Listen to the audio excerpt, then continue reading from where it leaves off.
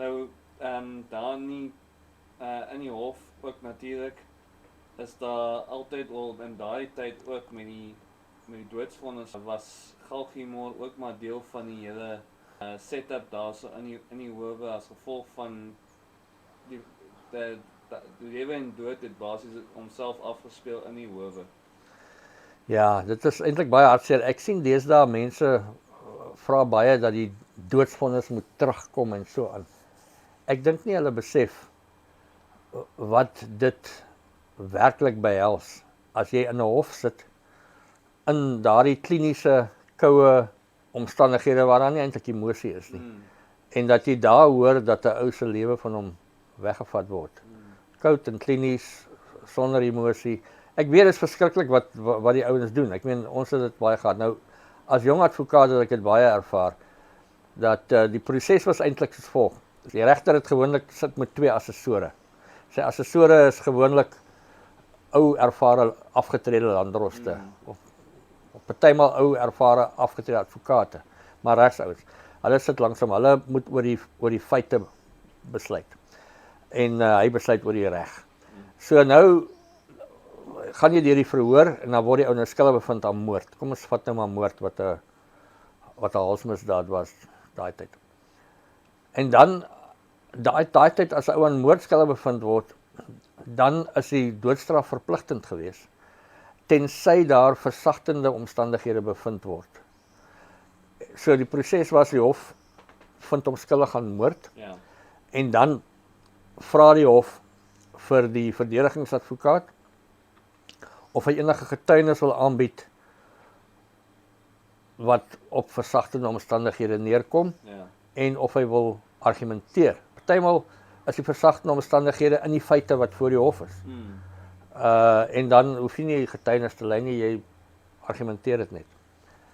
En dan nadat hulle die argument getuienis as daar is 'n argument aangehoor het, dan vandag die hof. Dan gaan besluit hy, die regter en die assessore agter geslote deure of daar versagtende omstandighede is, want dit is 'n feitelike vraag. Gewoonlik is dit teetyd of middagete wanneer dit gebeur.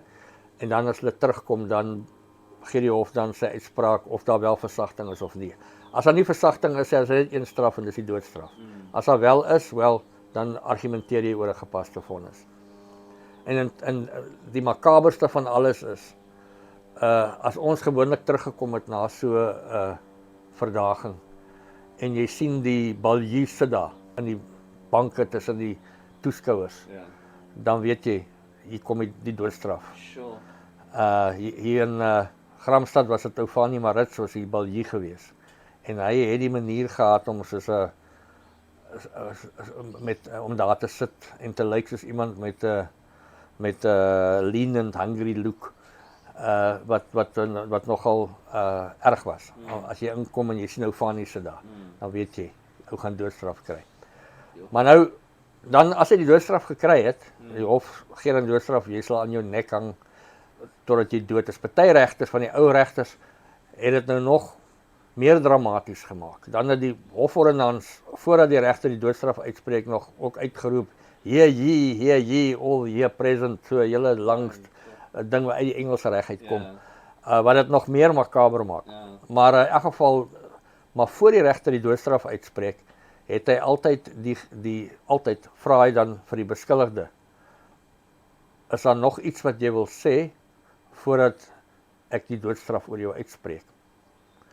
En dan die ironie van die saak is dat dan besef ons gewoonlik in baie gevalle dat die beskuldigde, die ou wat nou die doodstraf gaan kry, besef nie die erns van die saak nie, want nou moet hy sy laaste woorde spreek.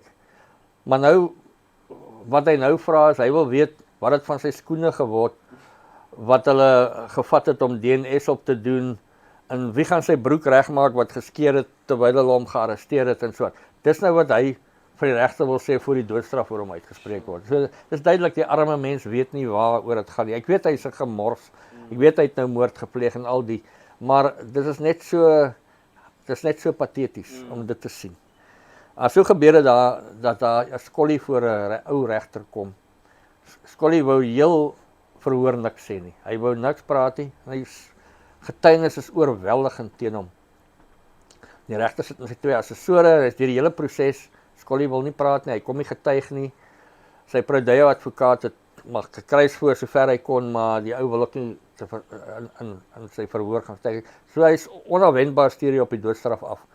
En voor die regter die doodstraf opvra nou weer soos gewoonlik, is daar enige iets wat jy wil sê voor ek die doodstraf aan jou oplê? En die Scully is nog steeds hardnekkig. Hy sê, ek sê en die regter, wat so 'n bietjie doof was, kan nie mooi hoor wat die ou nou gesê het nie.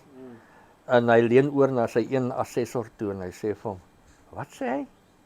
Die assessor fluister terug, hy sê Die regter sê, ek het my verbeel hy het iets gesê, het hy nie?